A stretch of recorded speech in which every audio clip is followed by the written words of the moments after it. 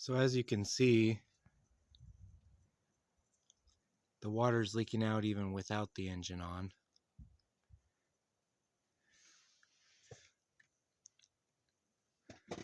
I suspect the crack's somewhere in here.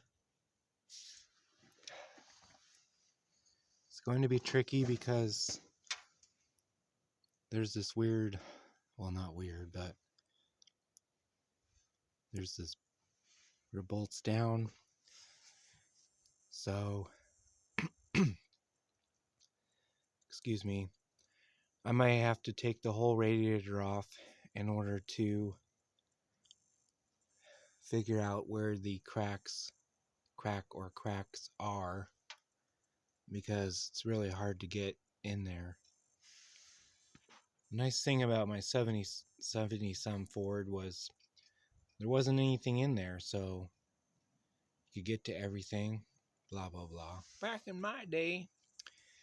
Anyway, I'm going to take this off, clean all this off, try to get a bright light in there, see if I can see where all the cracks are, so there's more water coming out.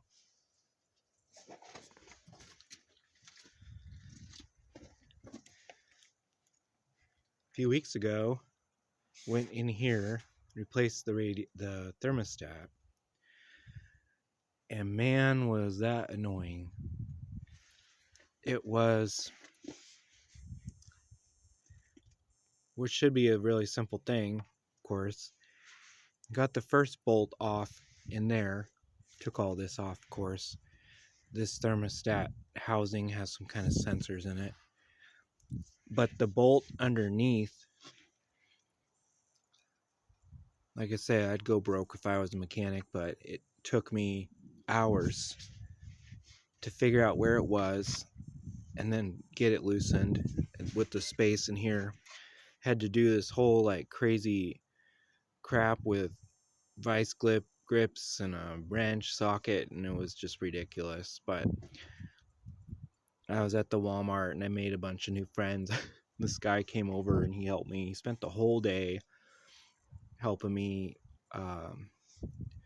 replace this thing and didn't ask for anything.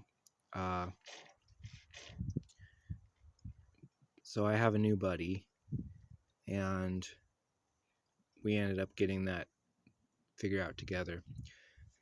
Anyway, this whole new unit is only $60 from Rock Auto, and I was amazed the shipping was only $20 on a whole new radiator.